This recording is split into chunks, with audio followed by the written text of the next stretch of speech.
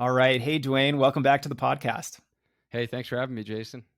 Yeah, so 3 years later, we're back again. And this is going to be fun because I really want to do a deep dive on a very common injury that runners have, and that's shin splints. And I really want to put your physical therapy expertise to the test today. I want to download your brain into the minds of our listeners about shin splints and how we can prevent them. So we're really going to get lost in the weeds today. And I want to start with a kind of a silly question. It's so basic, but I actually think I would struggle answering it. What are shin splints? Yeah, this isn't actually a silly question because when you Google it, you'll find like all types of crazy things. And really, when we get to the prevention part, you're going to find all different types of information. So, this is a common problem that a lot of new runners, especially, are going to face. And I'll try to kind of keep it simple here, but really, what it is pain on your shin bone. So, we have two bones in our lower leg. We have the tibia bone, and then we have the fibula, which is the small bone on the outside that doesn't account for a lot of weight bearing. And where most runners are really going to get their pain in their shins is toward the inner part of the lower leg bone. So, right on that shin area.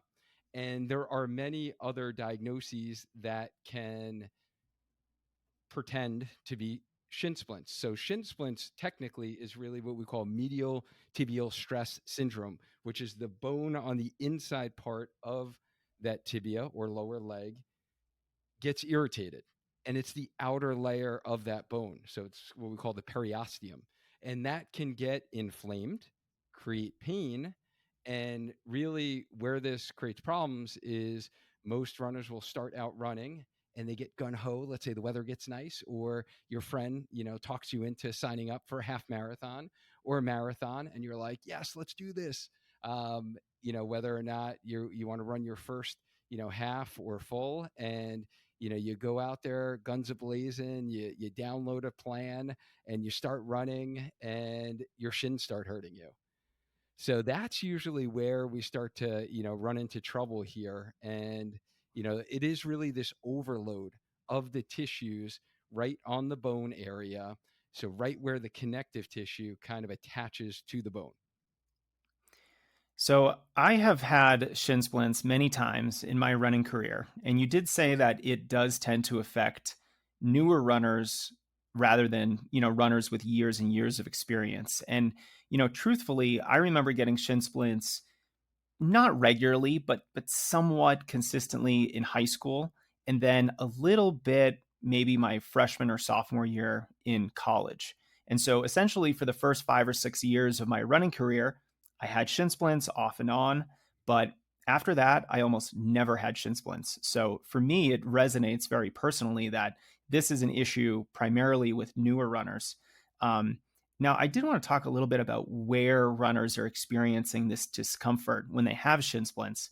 Now, I always had shin splints on the outside of my leg. So it wasn't on the inner side of that shin bone, it was actually on the outer side. And it did feel more muscular than like the bone tissue. And I was wondering if you could just speak to that. Yes, no, and there are different locations. So the I guess the most common, right, kind of term for shin splints was that medial tibial stress syndrome, but there are many other tissues that can cause pain in the lower leg.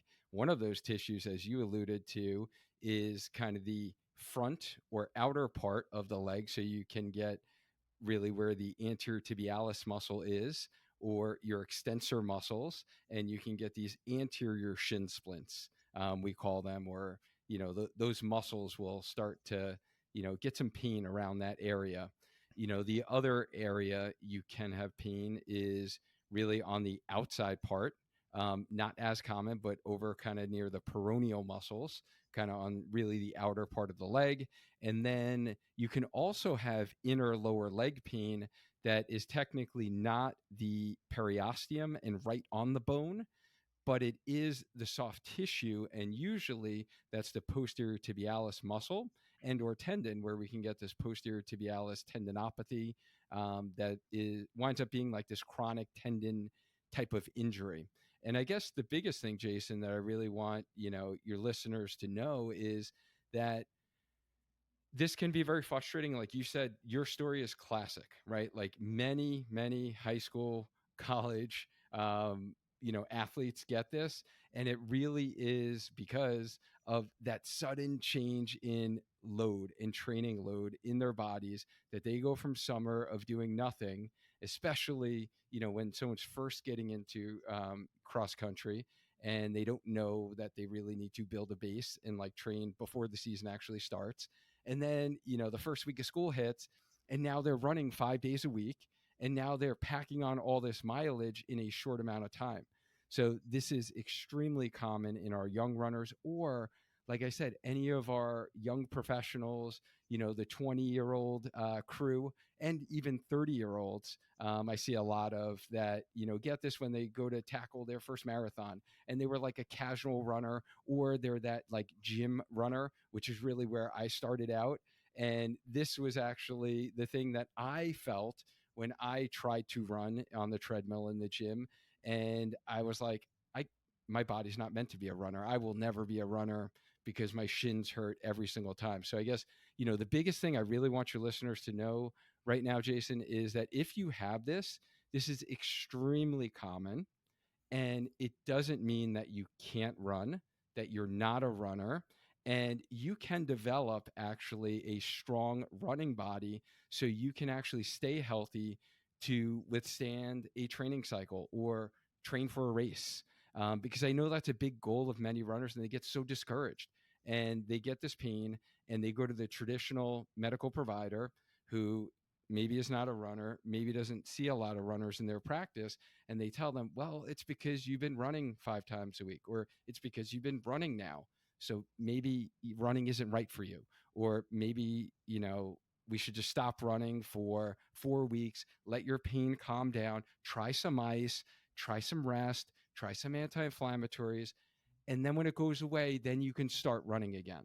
And that's the common information a lot of runners are given, and it puts them in this constant struggle and injury cycle that they're in. And they just feel like, how come I could never be a runner? My friend, I see all their posts and they're doing these races, they're doing these amazing things, but how come I can't? So I guess I want to instill some hope in anyone who really tuned into this today, is that there is a way, there is a strategy, and you just need to really honestly follow 6 parts of like your running journey so you can optimize your body so it can run strong and last long. For sure, Duane. And I remember when I had the worst shin splints of my running career, I was a freshman in college. And it was this scenario where they really only hurt when I was running hard. So that meant every workout I tried to run, my shins would flare up. And it made me feel, as a newer runner on this new college team that I was on, that I was just sandbagging every workout because I didn't want to face any kind of discomfort. And so if I had listened to that little voice at that time telling me, well, maybe you're not cut out for college workouts, maybe you're not cut out for the difficulty of college cross country, I never would have had some of the best experiences of my life. I tend to think shin splints are, a relatively minor injury compared with many others, but they are persistent and they are just very common, So I think if we recognize the fact that many runners get shin splints, this is not an injury that means you're not a runner, and it's not an injury that's likely going to end your season. Um, can you talk about the differences between shin splints and compartment syndrome? Because that is a discomfort that runners can experience almost in the same exact place, but is actually a more serious injury. Yeah, thank you for bringing that up, because there are a couple of kind of what we call red flags that we want to rule out and make sure that it is not a couple of different kind of differential diagnoses that we'll talk about. One is exertional compartment syndrome, and then the other is stress fracture. So, compartment syndrome is really where you get an increase in pressure in the compartment of your lower leg. So it's all throughout the lower leg, and usually this will be occurring in someone where it starts to feel like this deep achy sensation in their lower leg that just increases as they do more endurance running. And it could be swelling all throughout as well. And sometimes you'll actually see changes in the skin integrity where the skin just looks like shiny. It feels like super tight and like taut. And I've seen definitely a couple of folks who have had this, and that is not shin splints. And it can be a little confusing to differentially diagnose, but for the most part, if you have compartment syndrome, it is like all over. Shin splints, for the most part, will be in one of those locations that we talked about, whether it's the outer or it's the front or it's like the front middle part of the shin. Whereas this compartment syndrome is usually going to be like all over that lower leg area. But yeah, you definitely want to, if you think you have this, then that is, you definitely want to see a medical doctor and, get that ruled out. Because, in the extreme cases and scenarios, there is actually a surgery for that. There's not surgery for shin splints. Yeah, thankfully we don't need surgery for shin splints. Yeah, I would say compartment syndrome is much more rare than shin splints. Is that right? Absolutely. Yes. So yeah, if someone is experiencing lower leg discomfort, it's probably shin splints. I've just been around so many runners for the last, I think, 25 years. Well, I'm aging myself, but I have never met someone, not even met an individual who has ever had compartment syndrome. So, definitely a risk. I would say probably the stress fracture is the more likely source of pain if it's not shin splints. How would you feel the difference between shin splints and a stress fracture? Yeah, and those are definitely a little bit more difficult to differentially diagnose. But generally speaking, when you have a stress fracture, it is going to be very pinpoint specific, localized pain. And it is going to be more of, depending upon how it progresses, but it can be sharp. And it is more of that really localized type pain that doesn't go away with running. Sometimes shin splints can only, you feel it in the beginning. It almost behaves kind of like a tendon injury. If anyone's ever had like Achilles tendon pain or even plantar fasciitis, even though it's not a tendon, it kind of behaves like one, where you feel in like the beginning of the run, then it goes away, and then you feel it toward the end. If you have a stress fracture, you're feeling it all throughout the run. And then the other sign too is like if you're getting pain at night, that's kind of waking you up. That is definitely one of those signs that, hey, this is not going away. And then there are some other tests, they're not excellent in terms of validity and diagnostic accuracy, but you can do like a little hop test where if you hop on that leg and it like sends some sharp pain it right in that area on your tibia bone that you're having pain, then that is something you do want to rule out, because if you do in fact have a stress fracture, then you definitely want to get that diagnosed appropriately, because unfortunately this is really the only time I ever really tell a runner with an injury that they do actually need to stop running. Shin splints, you won't have to stop running, and you will be able to actually get over your shin splints without having to stop running. So, thank you for bringing that up. So if we do rule out shin splint, or I'm sorry, we rule out stress fractures, we rule out compartment syndrome, and a runner just has your garden variety case of shin splints, how do you think about running through them? So I'm glad that you are saying, this is not something that you have to just sit on the couch and not do anything for a couple weeks, but we can't actually run through this. How can we run through it? Is this something where we have to be careful about intensity or volume, or are we letting pain be our guide? What are some guidelines for runners who might be experiencing shin splints and still want to get on with their training? Yeah, this is a really good question. And it really is the reason why, Jason, honestly, after, being a sports physical therapist for, 20 years of my career, why I actually wanted to learn more about the training side of running and coaching side is because a lot of it does relate to your training.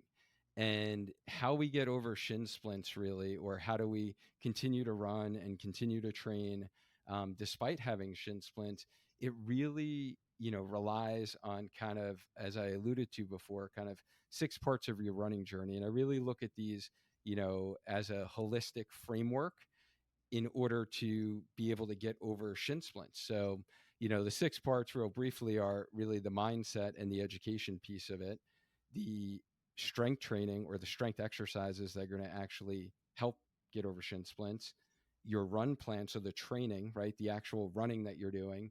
Nutrition is important. I don't want to overlook that. Recovery is important. Don't want to overlook that.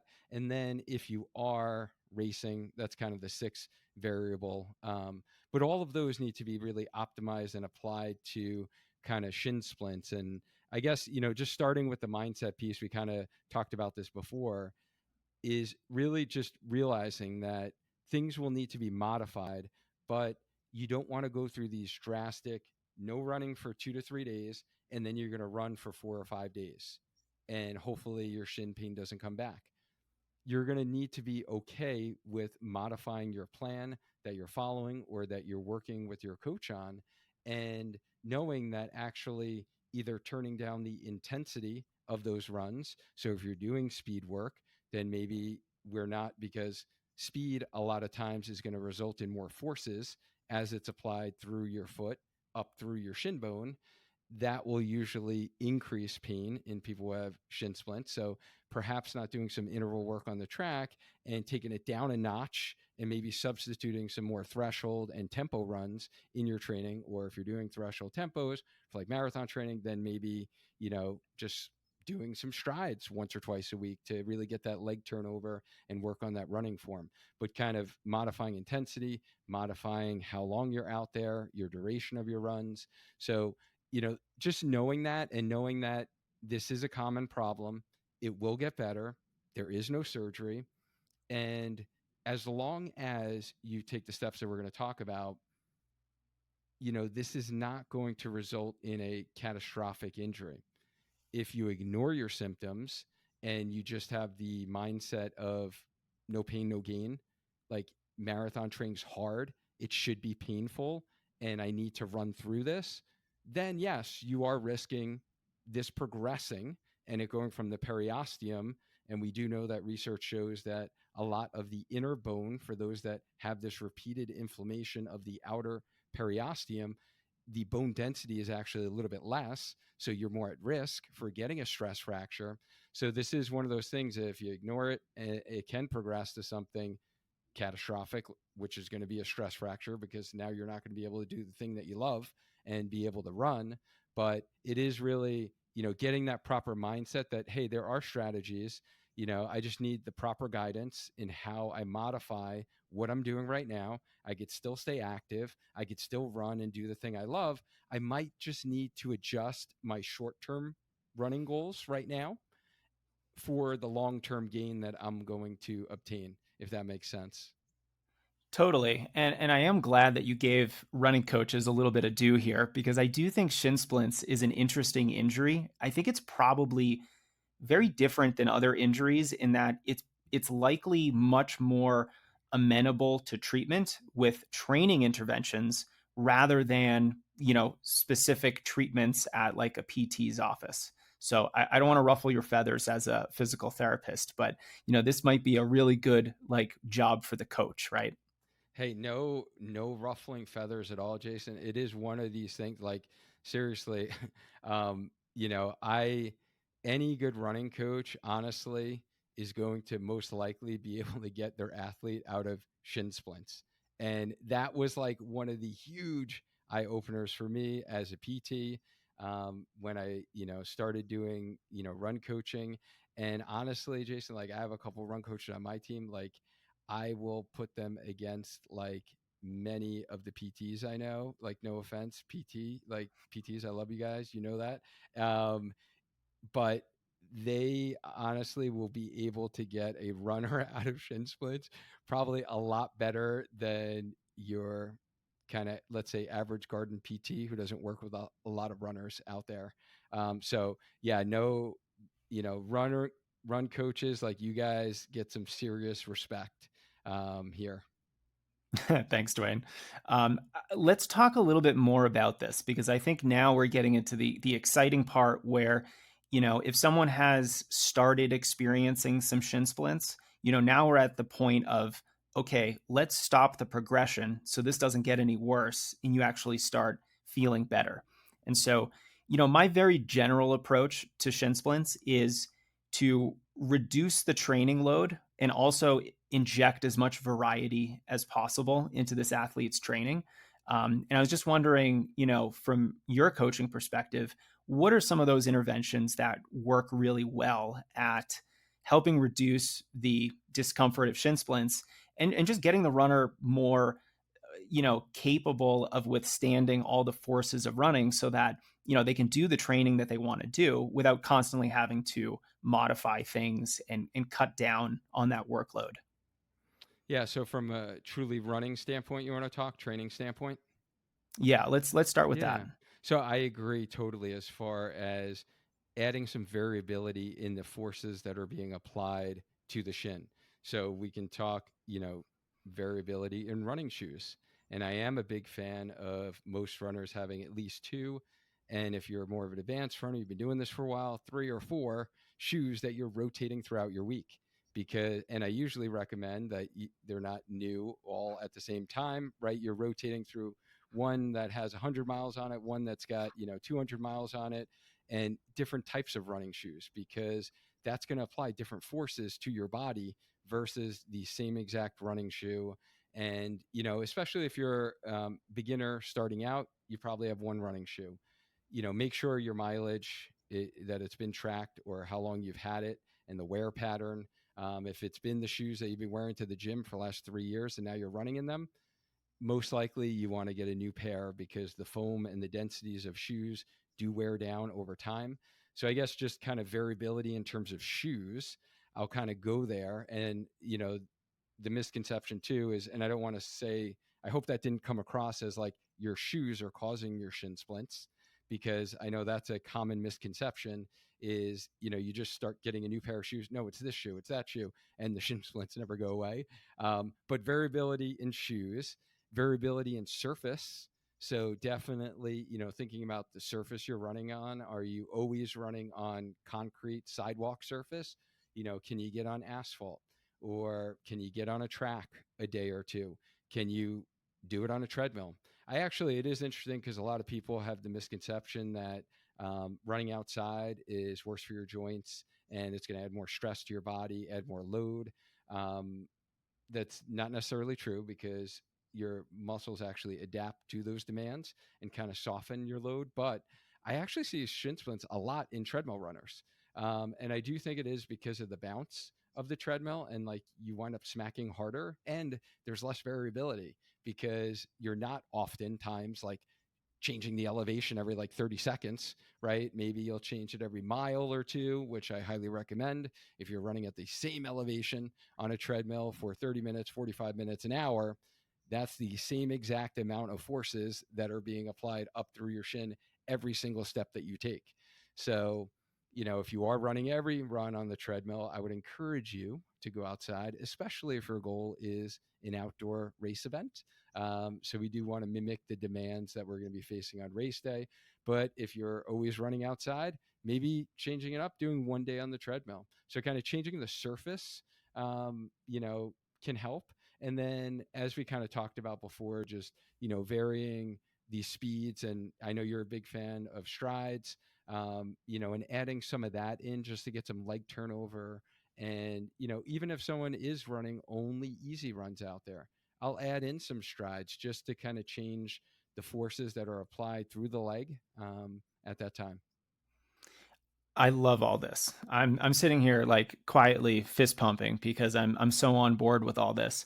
I have this approach where, if I'm experiencing, let's say I'm out doing a workout and one of my shins just starts getting really tight.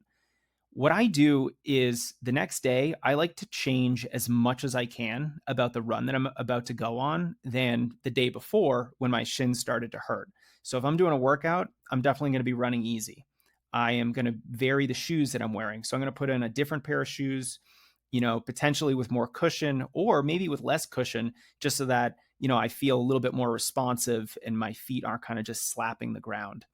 I'll also update the terrain, like you mentioned. If I'm doing a track workout or a workout on the roads, I'm definitely getting on a softer surface, not just really for the softness of the surface, but for the variability of the surface, whether it's grass, dirt, an actual trail, whatever it is, it's going to be so much better than concrete or even the treadmill. You were talking about the uniformity of the treadmill and the fact that you're running on exactly the same surface, and typically maybe you're changing the pace a little bit, but it's the same pace on the same surface with no inclined variability. And there's just the potential there for so much repetition that you experience one of these repetitive stress injuries. So I like to vary the repetitive nature of running as much as I can, especially the day after a niggle, whether it's shin splints, whether my Achilles starts to get cranky or whatever it is.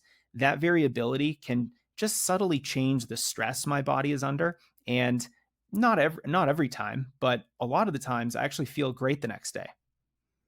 Yeah, I couldn't agree more.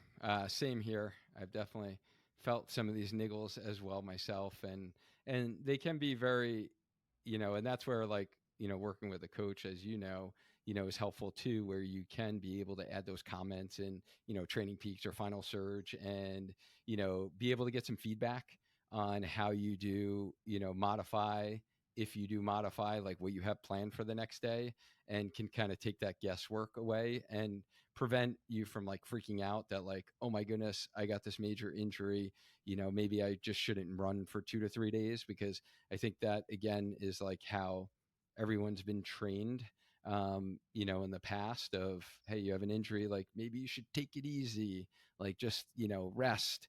And a lot of times, often you don't need to if you make some of the modifications that we just talked about, in terms of like your run plan.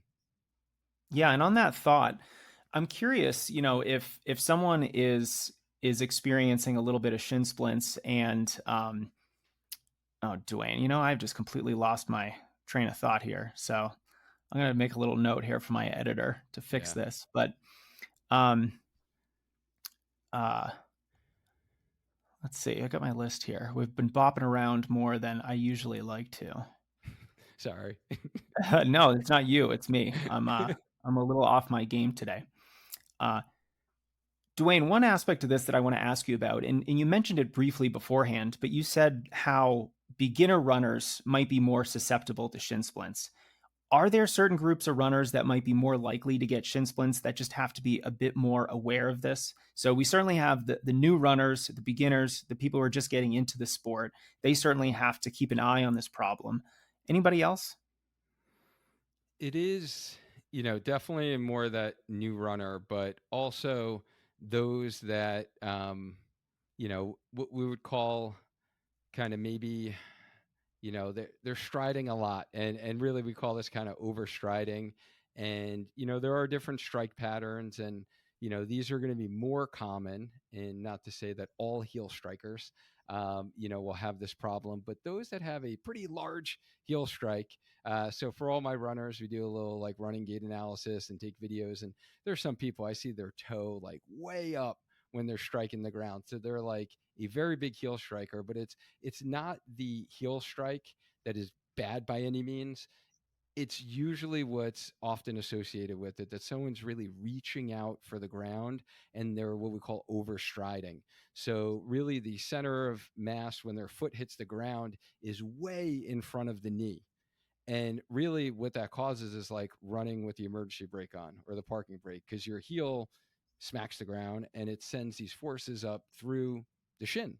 And that is a lot of force. So when we run, some studies show anywhere from 3 to 6 times our body weight is going through the ground. So if you think about that, and that is a common running form error that we see in novice runners just starting out, is really this overstriding. So that is something common that I see, as well as like runner's knee. A lot of those runners will either get one of those two conditions, shin splints or runner's knee. And, just even adding the simple cue, not even getting into like complex cues of just taking short, quick steps when you're running and trying not to reach out, with your foot out in front of you, and just try to land underneath your knee when your foot hits the ground, can be very helpful. And there's definitely been research that shows those with a lower step rate, or what we are calling kind of cadence. Many of your listeners have heard many of the experts that you've had on your show before talk about cadence, and that's another simple variable that most likely will help improve overstriding. So, it's not like the end all be all and it's going to fix everything. Like when people started talking about cadence about, 10 years ago. But it can be a helpful tool. If you do know, many of us on our wearables, whether it's your Garmin or Coros or whatever watch you have, you can take a look at your cadence. And, if it is on the lower side, if it's in the 150s, like, as a novice runner, I like to see shooting for, you don't need to be at 180, and people have, talked about that number before, but, let's get in the 160s and make sure we're at least there, especially if you are kind of new to running. And if you've been doing it for a while and this has been a chronic problem for you, I'm going to want you to shoot for upper 160s. Let's see if we can, train your body slowly to get up a little bit more to like 170, and see if that makes a difference, in the pain that you're having. I'm glad that you said that, not any single one of these approaches or strategies is like a cure all. And I think, particularly with shin splints, we need to look at all of these options for both treating and preventing shin splints. And I do want to get into prevention soon, but we have to look at all these options as like this big buffet. And we can sample many of these options at the same time. So we can vary our footwear, we can do some lower leg strengthening exercises, we can get on varied terrain, and we can, do all these things that we're talking about, adjusting our workload and our pace and things like that. And our shin splints are likely going to improve, but it really is coming from this global effort rather than on, oh, I'm just going to add in foam rolling twice a week and then I'm going to be okay. Right. Yeah, no, absolutely. You bring up a great point there. And, you know, even before we get into the prevention side, if we can kind of share, and, I guess I'll let your listeners know, like, a lot of what we're talking about today, Jason, I do have as a kind of a downloadable PDF on kind of how runners can conquer shin splints, and, have a lot of the principles that we're talking about today. And one of these newer principles that many people may have not heard about, but I'm thinking your listeners, because they're such an educated audience, and I feel like I've even listened to episodes on your show before where some experts have talked about this kind of newer, train of thought in treatment approach, right? So again, guys, if you have shin splints and you go to your medical provider, no matter who it is, PT, chiro, doctor, whoever, right? And athletic trainer, whoever, they say like, all right, let's ice, let's foam roll, let's just stop running for 3 to 5 days. I would highly recommend you seek another provider out that is either a runner themselves or works with a lot of runners. And I like to utilize kind of this newer model of, as opposed to rest ice, compression, throw some tape on it, this more peace and love. And I feel like, you've probably had experts talk about this on the show before, and it really relates to kind of how we treat soft tissue injuries. And it comes from a paper in the British Journal of Sports Medicine. About 3 years ago now, 2020, it was released. But it's this acronym like, hey, we want to use the acronym PEACE in the acute phase. So let's say this has started in the last 3 to 5 days, as opposed to just like icing, taking anti-inflammatories, and not running, applying some peace. So the peace, the P stands for protection. So avoiding activities and movements that really increase that pain during the first few days. And you already talked about, Jason, that you can simply do that by changing, right, like the run that you did and the terrain that you did, and or messing around with some of the variables in terms of like duration or intensity. So we can kind of protect it in that fashion. elevation may be beneficial in shin splint. This usually not, unless you do see some swelling and it's not true medial tibial stress syndrome, and maybe it is this tendon pain of the posterior tibial tendon. That might be helpful, but they actually recommend avoiding anti-inflammatories. And I do think that this is very pertinent for medial tibial stress syndrome, because this is, again, it's like connected to the bone. And a lot of times when we take anti-inflammatories, number one, it is getting a little controversial on like, should we be taking a lot of anti-inflammatories for a long period of time, because we do want some inflammation for the body to actually stimulate the next healing process, as opposed to someone who has had shin splints chronically now for weeks and they're just taking anti-inflammatories, and you're not actually allowing your body to get to the next phase of healing where we actually start to remodel and heal the tissue. So they actually recommend avoiding anti-inflammatories and adding some compression. So especially for shin splints, compression socks, like a lot of runners wear compression socks, are a great thing. And that's a strategy that I would recommend for runners in the short term, and even long term wise. If you just have a tendency to get them, and you know that you really do have a hard workout coming up, or you really have a long run and you're a little concerned, hey, I don't want to get some minor pain here, like throw on your compression socks. That can be helpful. And then just like education. And that was like kind of what we already talked about, the mindset in the beginning. That's peace. So PEACE. And then love is probably the area where most people are in, if they found this episode, quite frankly, because you've probably been having it for a while, where you know the pain is that great where you're like, let me search, like, how do I get rid of shin splints in running? And you know, you're at this phase and you need some love, the acronym, and the L stands for load. And this is where we're going to have some fun, I'm sure, getting into like strengthening your muscles and actually adding mechanical load to stimulate collagen formation to aid in healing.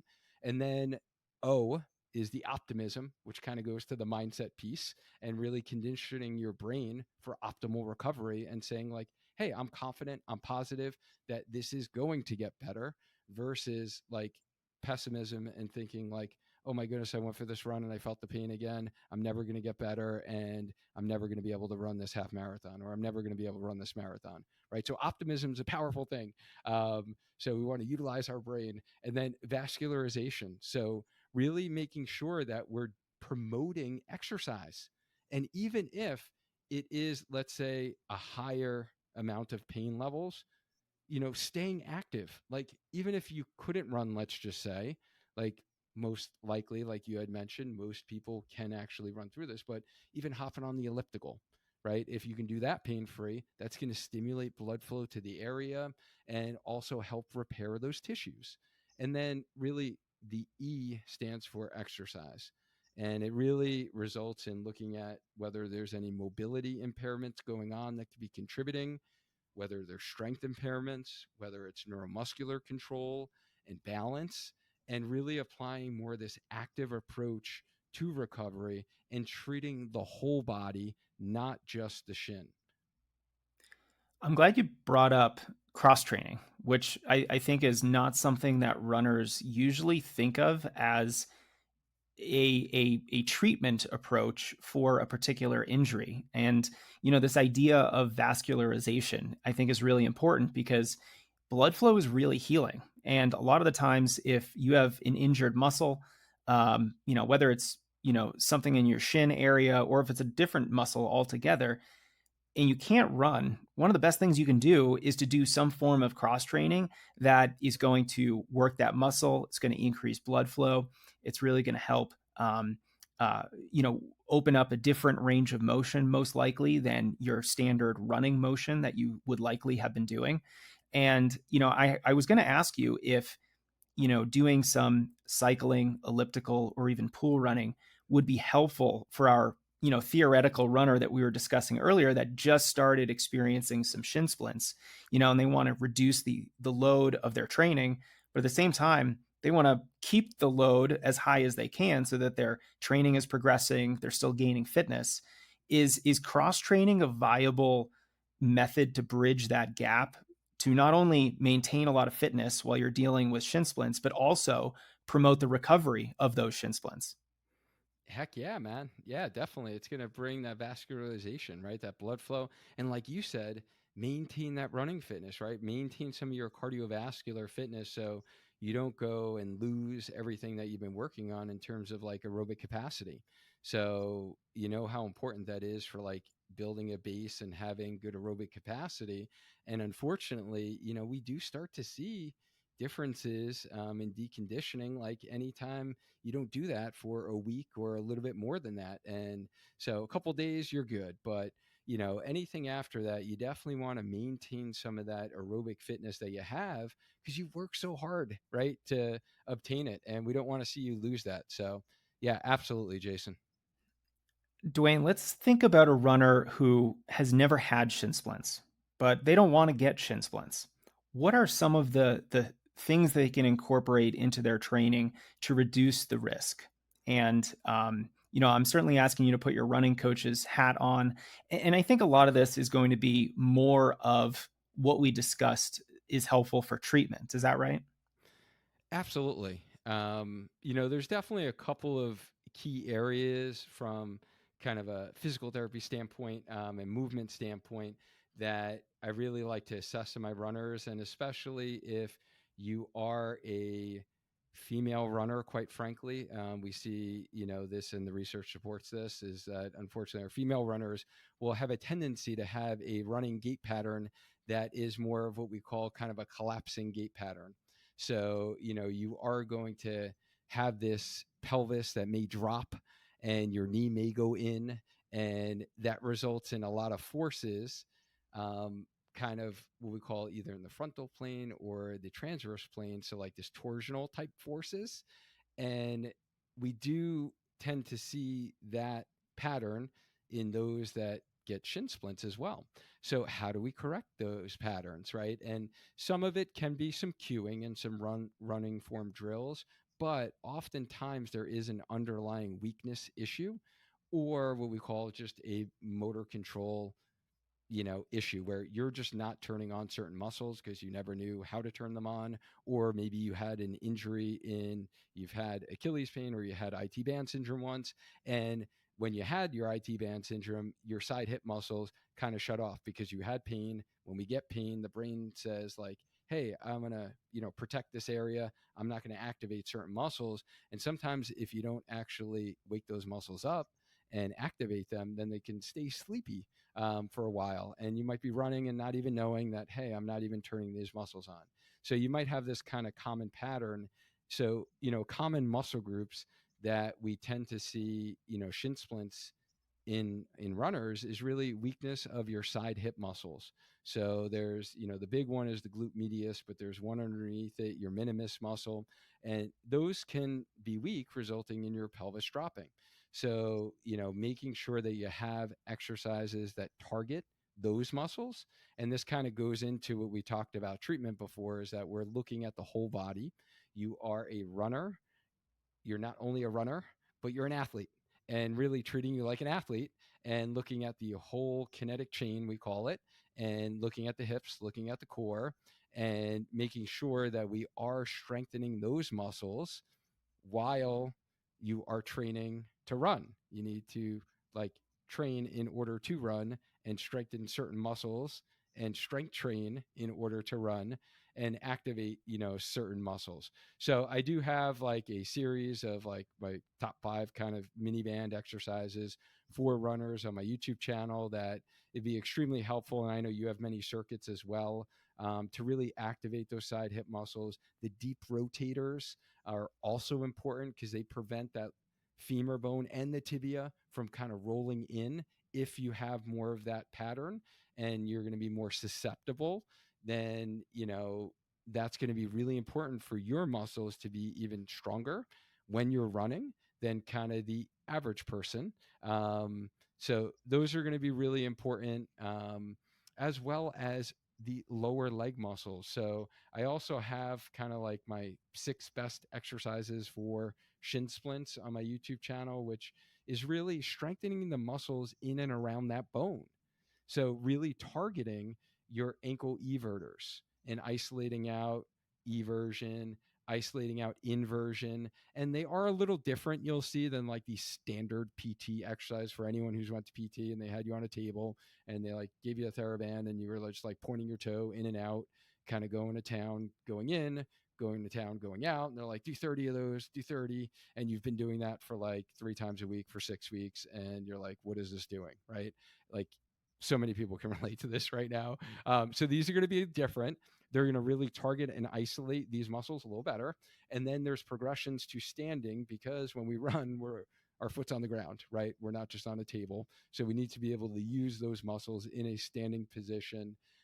So really working kind of the everters on the side, working the front muscle, your anterior tib muscle, especially if your pain is in more that anterior tib muscle in the front. Working the inside muscle, your posterior tibialis muscle, will be really important. And then, integrating that with some calf raises.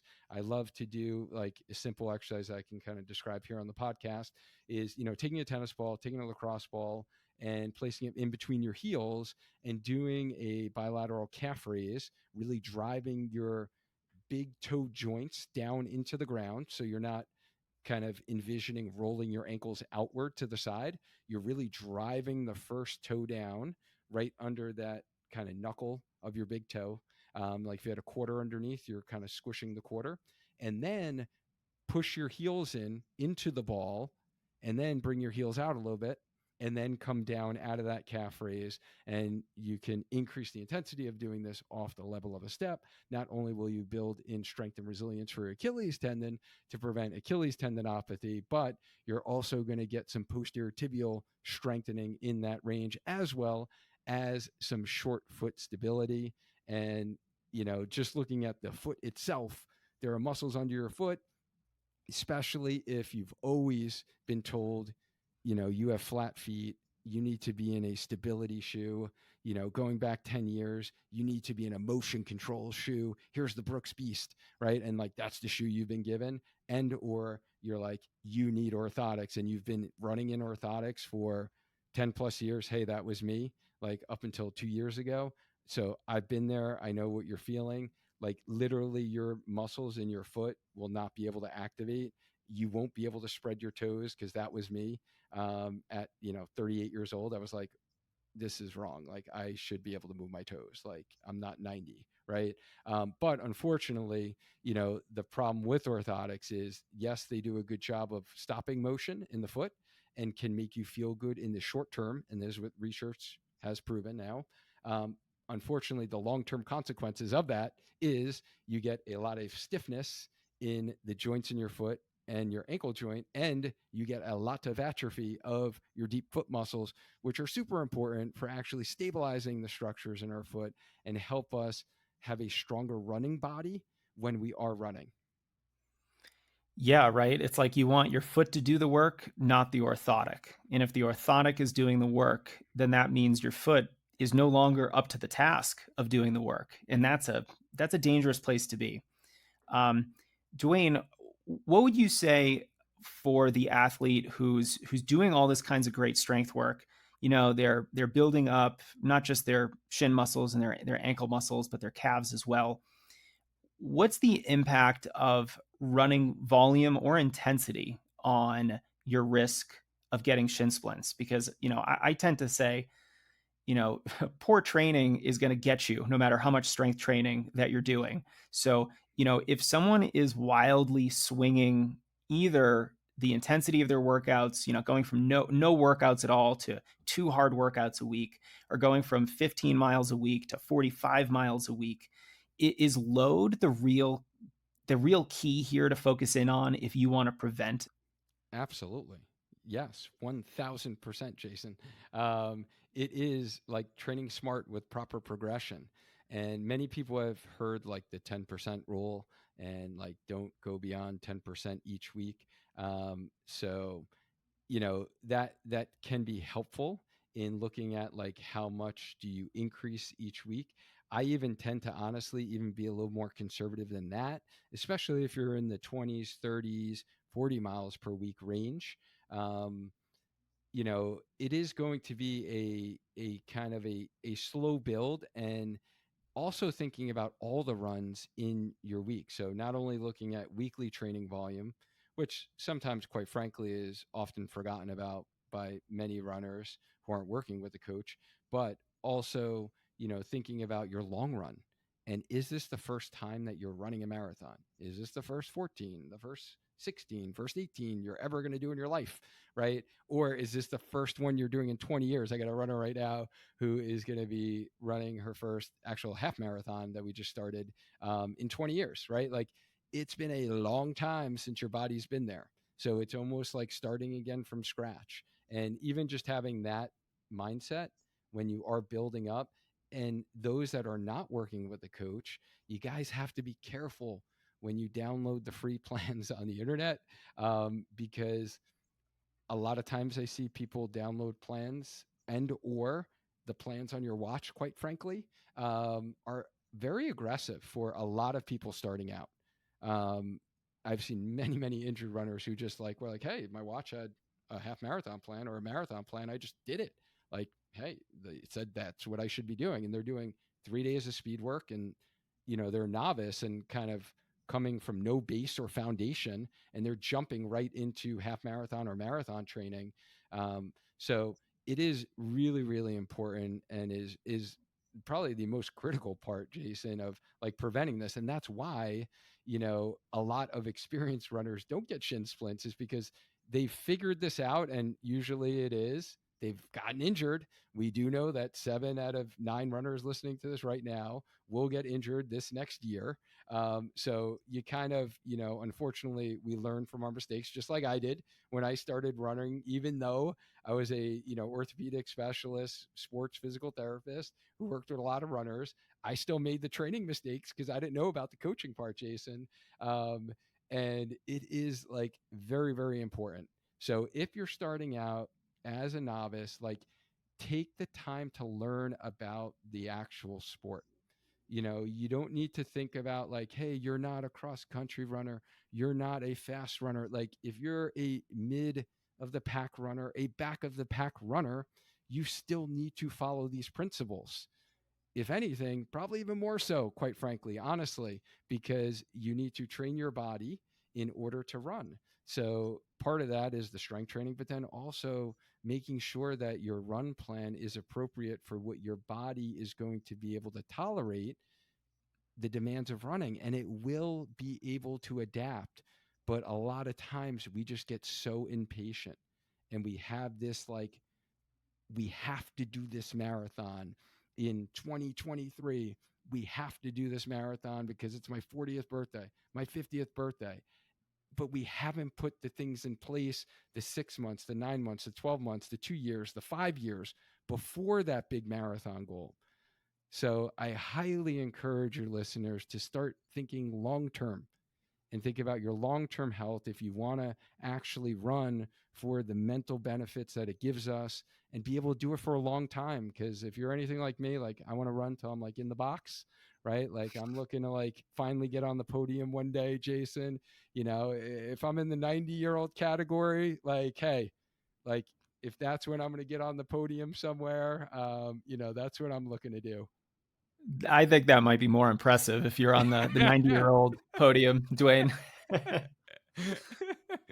No, that's a good point, because I do think, I also wish runners thought more in terms of months and years instead of days and weeks. And that approach is much more conducive to healthier runners and also more performance oriented runners who know that it takes time. It takes a lot of time to, prepare yourself for the training itself. And you did bring up a good point with training plans, and how, if you are looking for a training plan, I'll just give a quick tip on how to know if a training plan is going to be a good fit for you. I like to look at the first week of the training plan. That should be relatively easy. And the hardest week of the training program shouldn't really be more than about 10% more than what you've ever done before. So, if it peaks at 50 miles a week, 50 miles a week, and you've only ever run 40 miles in a week, I'm a little nervous. You can probably get away with it if you're really smart and you have good guidance, but I would like to be a little bit less aggressive than that. And so if you follow those two rules, make sure the start is very reasonable and manageable, and then make sure the peak week isn't more than about 10% than what you have done in the past. You've probably found a good training plan that isn't going to, stress you too much. No, great point. And even I know you talked about this many times before too, is like training cycles and really setting yourself up during that base phase and building up so you can get there. Especially we see a lot of like new moms or post COVID runners who either didn't run during COVID, you haven't raced in 3 or 4 years. So it's really been a while since your body's been where it was like pre-COVID, right? And doing that element of training.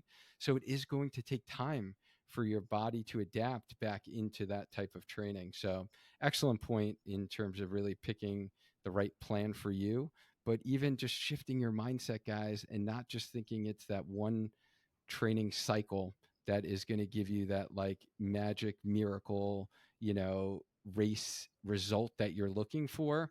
You have to think months and, like you said, years, before that. Yeah, I remember when I ran my first marathon and it didn't go great. I ran 2:44 at New York City. And, I got a lot of questions. How did you run a 2:44 marathon? And they had a lot of questions about, the last couple months of my training. And I was like, look, it's not really about the last couple months. Like, of course that matters. Of course that put me in the position to succeed, but that's the icing on the cake. I've already been running for a decade. That's where all the fitness came from. So I've been running 15 to 19-mile long runs for like 5 years. Of course, I was going to have a pretty decent marathon. So to me, like, I love that long term perspective. I think it's an exciting perspective because you have much more control over that. You're not trying to rush things, and you can really plan a lot more strategically for that long term. Now, Duane, we have certainly covered a lot of ground here, and I'm sure we could have made this into a 3-hour podcast on shin splints, but I doubt that even we have that kind of endurance. So, uh, nevertheless, is there anything I have missed that you'd like to talk about with regard to shin splints? I know we discussed ibuprofen and other NSAIDs or non-steroidal anti-inflammatory drugs. Anything about icing, static stretching, barefoot running, any kind of barefoot work, anything related to that you'd like to add? Just from the standpoint of barefoot work, I do think that definitely activating your short foot muscles, so the muscle on the bottom of your feet, and doing exercises. And I'm a big proponent of doing your strength training in less supportive shoes where you can feel the ground and actually use those intrinsic foot muscles, we call them. And I have on my YouTube channel like the short foot exercise and how we activate that, and I'm incorporating that to all of the exercises I'm doing in the gym. And when you're in the gym, you don't want to be in hocus, you don't want to be in this high stack height shoe, because you actually want to feel the floor and be able to utilize those muscles so they do get stronger and they are more protective for you. Definitely taking it to the next level is doing some short work if you can get out there and the weather's nice, and do some short runs on the grass, and be able to take your shoes off and actually allow your body to adapt to some barefoot running. Most runners don't have the patience to properly build up slowly and gradually to really kind of make that transition. But if you are thinking about going to more minimalism shoes, you want to think of a 9-month transition. That's kind of honestly my minimum. Some people say like 4 to 6 months. I'm like 9 months to allow your body to really adapt to those demands. Static stretching can be helpful for those of you who have really tight calves. And if it is truly a flexibility issue with your calf muscle, that's going to limit your ankle mobility. And you may benefit from static stretching your calves. The best time is not before your run, is after your run. When you have all that blood flow in there, you've been contracting your calf muscles every single step that you take. They're the muscle that is most loaded when we run slowly. So when we're getting 80% of those runs out there at our easy pace, it's our soleus muscle primarily, in your calf complex that is under the most demand when we're doing those easy runs. So, they're shortening, they're contracting the whole time. So to restore them back to their resting length after, super important. So making sure that you're doing that after your runs. And usually we tend to kind of just want to like take a shower and skip that part. But if you really are having flexibility issues there, that's going to be important for you. For some of you, if you don't have flexibility issues there, you're not going to really need to stretch a whole lot. So it kind of really all depends, Jason, on going back to what is the root cause to why this individual is getting shin splints. The most common, as you said, I guess kind of like recapping this here, is the training errors, right? And what you're doing with your run plan. But then also, if you have weakness in the hip muscles, you need to address that. If you have weakness in the foot and ankle muscles, kind of those lower leg muscles, you need to address that. If it's a flexibility issue, you need to address that. If it's a running form issue and you are just constantly overstriding and you have a really, really slow step rate and cadence, then improving that is going to make a big difference. Or if you've just been running in shoes that have like 800 miles on them, then yeah, like replace your shoes. So, and it's usually a combination of a couple of those variables that I just mentioned there, but it is a matter of kind of getting down to some of those root causes. And my suggestion is to throw the kitchen sink at your shin splints. Rotate your shoes, get strong, do these strength exercises, vary the stimulus that your feet and lower legs are experiencing, and just be consistent with load. Of course, there needs to be some progression, but wild swings in either volume or intensity are going to be the number one cause of shin splints. Duane, this has been so helpful for me as I wrap my head around this very annoying injury that I sometimes don't think is a real injury. This isn't like your stress fractures or, your Achilles tendinopathy that can really be a season ending type of injury. So there's a lot of resources here in this episode for athletes to tackle their shin splints. Now, you mentioned your YouTube channel and a couple of workout routines that you have. What's the name of your YouTube channel? Do you have any other resources that runners might enjoy? Yeah, no, absolutely. The YouTube channel is Spark Healthy Runner. And if you like podcasts, you will find a lot of information like this on the Healthy Runner podcast. And, the free resources, honestly, that I have for these injuries that are so common in runners, just because I really was a frustrated physical therapist, always constantly having to fix runners and then see them come back in my clinic injured again. So I'm a real big believer on education and, empowering you to be able to kind of overcome these injuries. So if you go to learn.sparkhealthyrunner.com, you can see all of the free ebooks, trainings, video resources. I got visuals on, there's one for shin splints, but there's also one for proximal hamstring tendinopathy, one for runner's knee, one for IT band syndrome. So those are have been tremendously helpful for a lot of runners to really get some solid evidence-based information, then what most likely you're going to find some regurgitated like big corporate or hospital systems like SEO when you Google shin splints and it just tells you to ice and rest and stop running and maybe modify your training. So yeah, my goal is to really help you guys continue to get stronger, run faster, and enjoy lifelong injury-free running, because this is such an amazing activity. And if honestly, quite frankly, like more of the population did it, we'd be a lot happier, right? There'd be a lot more Mhm. happier people out there, and we'd have healthier population than we do, quite frankly. So you're in a very like active area in Denver, Connecticut. Over here, we're a pretty active community, and there's a pretty vibrant running community here as well. And we just need to spread honestly and how to do this right. And that's why I love your show so much, Jason, is because you bring on some great experts and you share such valuable information that I learned from, quite frankly, in my own personal running journey and, in my coaching journey myself. We just need to get that information out to the masses a little bit more. So anything I could do to help that, yeah, let's just keep on running. Yeah. Well, you delivered today, Duane. So thank you very much. Awesome. Well, I'm glad it was helpful, and it's always great catching up. Thanks for having me on.